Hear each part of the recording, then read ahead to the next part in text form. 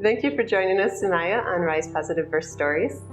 Thank you for having me. I'm so excited to share the birth story. Yeah, it sounds a unique story so far. Okay, so go ahead. So I gave birth to my daughter in London. We were there for the fact that I was doing my postgraduate degree, and we just decided that it was better to sort of stay in London, give birth to her, sort of do the first few months there, and then sort of head out to Dubai. So we were in London at the time. I was due to give birth at St Thomas's Hospital, which is about 5-10 minute drive from where we were staying to the flat that we were staying in. And I had an exam the day before she was actually due, which, like most people give birth late. So I didn't think anything of it, just got to the exam. I did the exam, it was fine, and didn't feel anything during the day. I felt some tightenings kind of during the day. In hindsight now, I think they were tight, they were probably early contractions, but at the time I didn't think anything of it. Like, it wasn't enough for me to think something's going on. So did my exam, went out for dinner with my friends. It was just like a normal day. Went to bed as normal, and then the next morning, I woke up pretty early, as I always do. I had breakfast. I was actually getting ready to go out for a walk. Okay. And just before I went out, I went to the bathroom, and I had like a show. So I called the maternity. So in the UK, you call the maternity department, let them know if you feel any contractions, or if you have a show, or if your waters break. Okay. So I called them, and the woman asked me if it was my first birth, and it was. So she said, oh, it'll be a couple of days, maybe even it'll definitely be a good few hours before you feel anything else again. And it might be a few days before you actually go into active labour. So just see how you get on. And if anything happens during the day, call us. Otherwise, just give us sort of an update at the end of the day. Okay. And I just carried on. But a few minutes later, I actually felt the first contraction. Now, I didn't know at the time I was in active labour, but I went from that to being in active labour. And so it was quite an intense contraction as the first contraction. And, you're told that you'll get this lead up, and I didn't have a lead up. So I initially thought, oh my gosh, if this is the first contraction, how am I going to get through 3 or 4 days of this? Mm-hmm. Saying that, it wasn't I think for me, it was just because it didn't go from little to more. It was from nothing to sort of feeling the first active contraction. Mm-hmm. And I had no idea I was in active labour. So my husband was still asleep. I woke him, and we had a doula booked. So my husband called her. So it all happened really quickly. So it feels like, when I'm telling the story, it sounds like, oh, we had loads of time to think about all of this, mm-hmm. but it happened so quickly. So from the point of when it all started, so from first contraction to giving birth, it was 30 minutes. That's shocking. Yeah, so it was a really, really quick labour. Yeah. And so you've got to imagine all of this was happening in a 30-minute span. Yeah. So walk him, asked him to take, initially I was like, oh my God, it's a contraction. I actually ran the shower, started to shower because, you should go into a hot bath or a shower because it helps with the discomfort. Did that, didn't actually get into the shower, but I started, the shower was running. Okay. My husband called the doula just to let her know what was happening, and she asked him to take me to the hospital. So she kind of said on the phone, you really need to get her to the hospital. Now, because of locations, she was going to meet us at the hospital. Mm-hmm. And when I met her at the hospital later, after everything happened, she said to me that she could tell that I was in active labour just from the way I sounded. Sure. Which is why she asked my husband to take me to the hospital. Okay. Just before we left, I asked him to put my TENS machine on for me, so you put it on your back, right? So I asked him to put it on. Yeah, I asked him to put the pads on, and I do think the TENS machine really helped. And then he ordered an Uber, so we got into the car. Now, it was early morning, so it was rush hour traffic in central London, which a 5-10 minute journey, it actually took us about 25 minutes to get to the hospital. Okay. And so where this is going. Okay. And so we didn't actually have enough time to get to the hospital. And to be honest, neither of us knew that I was going to give birth. Yep. We were timing the contractions, so we had the app to time the contractions. but we were terrible at timing them just because Okay. there was like so much going on. Like we even forgot my medical notes. So Okay. in that whole process, it was just we time one and then like miss one. So we had no idea how close they were actually happening. Okay. And yeah, so I gave birth on the way in the car. Okay. Which is how it happened. Okay. And did that stress you out, having like, because you must have felt her head at some point and then realized like this is happening in the car. Do you know, when I tell the story, I feel like it sounds like it's stressful. It was stressful. It wasn't stressful at all. Like, okay, great. I don't know how to explain it because it does make it sound like it's such a stressful situation and it just happened so quick. It happened quick. Neither of us were actually stressed out. We kind of just went with it. Okay. I think part of that, of not knowing that she was going to come in the car, obviously, because we didn't really know I was in active labour, probably helped. In hindsight, it would have been better if I just stayed at home. Okay. Just because, like, especially in the UK, the maternity care is very different, and so like they're used to doing like home births and things there. So probably would have made sense to just stay at home. Okay. But we had no idea like how close I was to giving birth. We didn't even call the maternity department, so it was just kind of doula said go, and we got into the car and we went. Okay. Which is the system anyway in the UK. You kind of turn up when you feel like you're ready to give birth. Okay. So, I mean, it wasn't, I wouldn't say it was stressful. The hypnobirth, so I did hypnobirthing before I was due to give birth. So I did the course about 6 weeks before I was due to give birth. And so I think that really helped. So I had the tracks, the affirmations, all of that sort of lead up to birth. And then as soon as I felt the first contraction, I actually put the tracks on, the hypnobirthing tracks on. So I think that massively helped. That, along with the TENS machine, I think really, really helped. All right. So I didn't feel stressed. I was kind of really in the zone. Okay. Like even just sort of the whole process of getting in the car, all of that, like, it just kind of went with it. Okay. Also, the hypnobirthing tracks, I mean, they're great because they kind of keep you in the zone, but also it's a bit of a distraction. Okay. If that makes sense. Yep, something to focus on maybe. Yeah, I think so. So yeah, that's how it all happened in terms of like, no, I didn't feel stressed. And I think actually it was quite lucky in terms of the way the size of the car. So my husband ordered one of those sort of 7-seater cars. And so we had space, and I think that really helped with the position of like, I was sat on the seat with my knees on the seat, and then I had my body sort of against the window. Okay. I don't know what so very upright. Yeah, very upright. I don't know what people would have thought, like walking past. Okay. They probably didn't realize quite what was happening. I mean, in central London, first thing in the morning, everyone's rushing to get to work, so I don't think they would have even paid attention to a car driving past. Yeah. So yeah, that's how it happened. And in terms of feeling stressed, no, we kind of just went with the flow. Amazing. And what did your driver think of all of this? So we were still in touch with him. Oh, funny. Okay. I mean, he was at the birth of my daughter. Yeah, of course. It'd be silly not to be in touch with him. So, I mean, he feels really, really blessed that it happened in his car. Okay. Yeah, so I think at the time he was probably quite stressed. I don't really know what he was doing, other than the fact that I remember hearing his voice. And I, for some reason, thought he was on the phone to somebody. But I didn't say anything at the time. I asked my husband afterwards. I was like, why was he talking to somebody on the phone? Yeah. But he wasn't actually talking to anybody. My husband was saying that he was Pakistani, and my husband said that he was actually like just praying. Okay. Which is quite sweet. Yeah. But yeah, he wasn't. I mean, I think at the time he was quite stressed. His car was, a mess afterwards. Yeah, I can imagine. Yeah. Yeah. So I think he was. Yeah. He was driving, so I can find. So he didn't pull over, or no, he just carried on driving. It was quite slow moving traffic. So yeah, it wasn't really like he wasn't driving fast.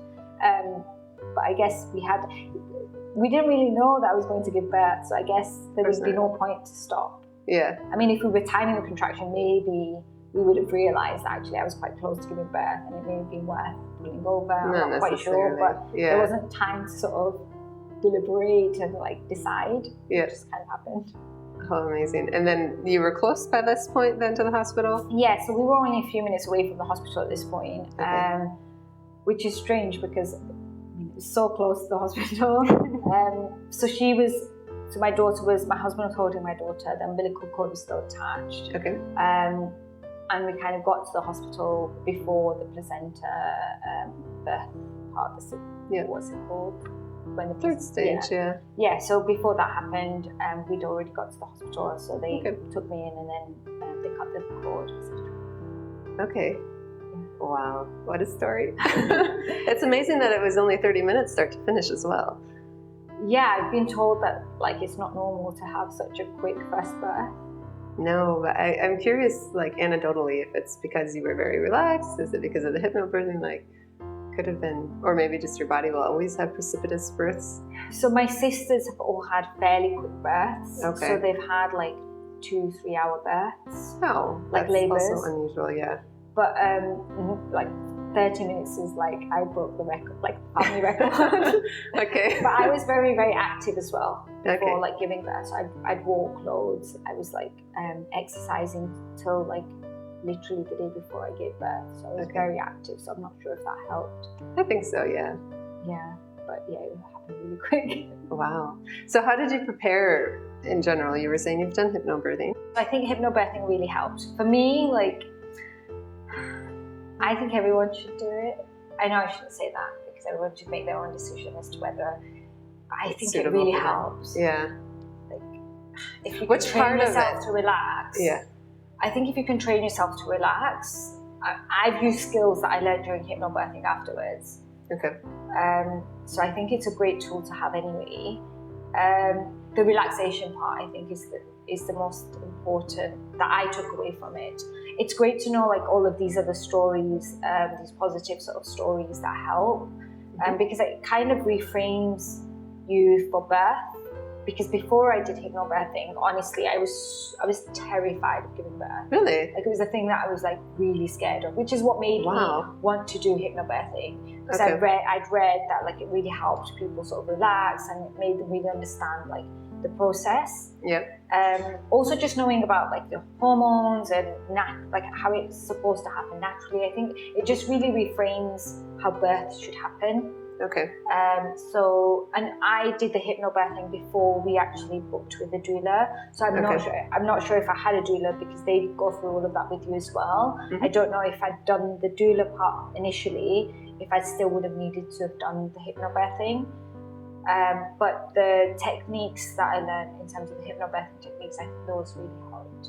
Well, and they're complementary as well. Like you didn't even get to experience your doula on the day, but if you are longer than 30 minutes, you get a lot of just physical support even, as well as the information in advance, which the hypnobirthing and doula preparation, I think complement each other very well. Yeah.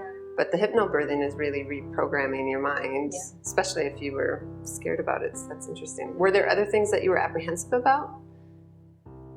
Or just the birth itself, you were very fearful? The birth itself. Okay. Yeah, the medical aspect of things I'm not too bothered by. Okay. I was a little worried about, the reason why I booked a doula was in the UK, we don't really know who's present at the birth. Okay. So the midwives are there. If they're on shift, they're on shift. So there's no way of knowing who's going to be at the birth. And I wanted to know that one person that was going to be there was like someone that I'd met before and someone I knew, someone who knew me. Yep. So that a little bit, but obviously I had luckily we found a doula and I had a solution for that. So that solved that problem. Most of the apprehension was actually giving birth. Okay. Like the idea of a baby. Coming out. That I think when you think of it that way, it sounds quite scary. Not scary, but it sounds strange, doesn't it? Before you have a baby, you can't, in your head, it takes a lot to sort of realize that actually it's normal and it all goes back. It is an amazing process that you can accommodate such a large. I mean, they're little, but they're large, exactly. considering where they're coming. Yeah. Okay. What do you think helped you the most? The whole process. Well, either for the preparation or for the birth itself or the labor itself. The hypnobirthing, without a doubt. Okay. Yeah. Just mentally, I think, because like the bag and packing all of that, you can read, and that's like pretty straightforward to prepare yourself for birth. But the hypnobirthing, because there was like I'd packed little like candles and like scents, and you know, I was more comfortable with, if I was going to go to the hospital, I was more comfortable with what that process might have been. Okay. From the hypnobirthing. Yeah. Okay. So it was also the education and the like mental training. Yeah. Okay. Both aspects. What surprised you most about the whole experience? How quick it can happen. How quick it can happen, yeah, absolutely. Yeah, partly, yeah. I mean, yeah, how quick it can happen, but also that your body actually just knows what it needs to do. I think that's what surprised me the most, because there was no doctor, like, who, luckily everyone was healthy and there was no complications. Yep. But when there are no complications, we didn't need any medical intervention. There wasn't even a midwife there. Like, we were all like just normal people. We had no idea. We'd never been at birth before. So yeah, I think it's really interesting to know that actually your body can just do it. Yeah, it is a surprise, especially if you're not hearing those stories regularly. Okay, definitely. How did you feel afterwards? Actually, like, I had a cry once I got to the hospital. Okay. Like, I remember the doctor came and she checked me and I just started crying. I think it was just like build up all the emotion, and probably hormones had something to do with it. Okay. And yeah, like I think I felt overwhelmed afterwards. Okay. Yeah? 30 minutes ago you didn't have a baby. Yeah, just the whole, weren't even in labor. Okay. And then when you kind of reflected after a day or two, how did the birth make you feel? Quite empowered, actually. I felt quite empowered after I'd like processed it. It was quite great to know that actually we just did it. Like, how amazing is that we got into the car, my husband and I were just there, and she just came out. She just joined you.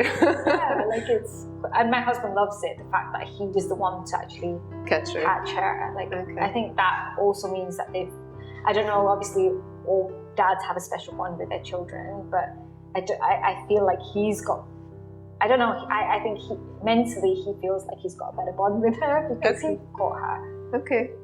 Well, that's interesting, because that's an option usually at hospitals and things too, but not everybody takes it up on it. Was that always his plan, that he had wanted to catch? No, the plan was for him not to be there when she was born. Really? I didn't want him to be present when, that was like my own mental struggle, I think. Okay. I didn't want him to see a baby be born. Okay.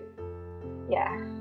So that's, I mean, part of the reason why I opted to have a doula as well. Okay. So when it came to actually giving birth, I was like, oh, will you, like, if I want you to, and we didn't sort of say like this was like black and white. He wasn't definitely going out of the room, but if I was like, oh, maybe I'll ask you to leave when she's born, he was like, well, whatever makes you feel more comfortable. Okay, that's good.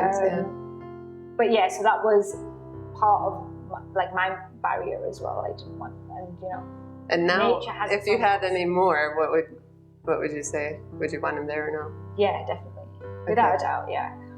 Yeah, I'd want him to be there, for sure. Okay. Did that change? Do you think that would have changed anyway? I'm just like, now I'm digging inside. I'm not sure actually, but I think it's because before you have a baby, you have these sort of, this perception of, oh, how will it change my relationship? How will it change? And I think that's where that barrier, that's probably where I was at when I was sort of saying, oh, maybe he shouldn't be there. Yep. Rather than it being anything to do with the baby. Yep. I think it was more that. Yeah, how will this affect the relationship? Changes anyway. Yeah, of course. Yeah. Oh, interesting. And so maybe that's why she was born in the car. She's like, I'm not having this. She's impatient anyway, so she's just impatient. Yeah, I think, if anything, actually, I think it's good for him to have seen it. I think he had way more, like, I think he was in awe of what I'd achieved afterwards. Yeah. Because he'd witnessed the whole thing. Yeah. Yeah. So I think in a way, actually, it's probably better that he did witness it. I think there's an element of respect that must come after you've seen a birth of your child. Yeah, I think so. Interesting. Yeah. So do you have any other advice for mothers? To not, like, I read so much before I gave birth, because I think lead up to giving birth and during pregnancy, that's all you focus on, the actual birth. Okay. Well, I did anyway. Okay. And so, like, not to worry too much about the labor, because your body does know what it needs to do, and actually you have zero control over what's going to happen. Yeah. And to just accept that, whatever's meant to happen will happen. Be informed, be educated, do the prep work that will make you feel comfortable for the actual birth. So, for some people that is like, I read tons of books and, read lots of like blogs and all of this other stuff to feel prepared. And for some people that's not knowing anything at all, but whatever that is for an individual, I think that's important so you feel prepared. But to actually know that your body, like, it is natural and your body does know what it needs to do. Yeah. Yeah. And I think preparing how you feel most comfortable to prepare, but I think there's an element of also the work that you've done with the hypnobirthing also plays a difference, just because then you're not scared in the process, and then you are letting your hormones flow as they needed to. Yeah. Yeah. It's amazing. Go ahead. Yeah. I was just going to say that hypnobirthing, I think that's also another thing. I think during hypnobirthing, they talk a lot about, like, if you go into this sort of anxious state and your cortisol levels go high, and then your body does slow down labor. And I think I was very aware of that, because obviously, like, they taught me that. And so I, like, during the process, I was very, like, conscious of not, like, making sure that I didn't, trying not to get into that state. Okay. Which I think also helps in terms of, like, just trying to stay calm. So it sounds like you were aware and not aware at the same time. So how can you describe that state? It's really strange, because you kind of do know what's happening, but a lot of my memories are sort of now set in stone because the story's been told so many times. Okay. And, like, obviously my husband tells and maybe I've got a lot of his version of the story, because I've got a very sort of blurred view of the whole thing. Okay. So it's a bit like you're kind of looking in on what's happening, if that makes sense. Yeah. So I was present and it was happening, but it was like I was looking in on what was happening. Okay. It's a really strange, I don't know if that makes sense. It sounds a bit out of body. Yeah, a little bit, yeah. Like the whole process felt like that. Okay. Well, thank you so much, Sumayya, for sharing your story. Amazing. You're welcome. 30 minutes, amazing. It can be done. It can be done, yeah. Yeah, thank you. No, thank you.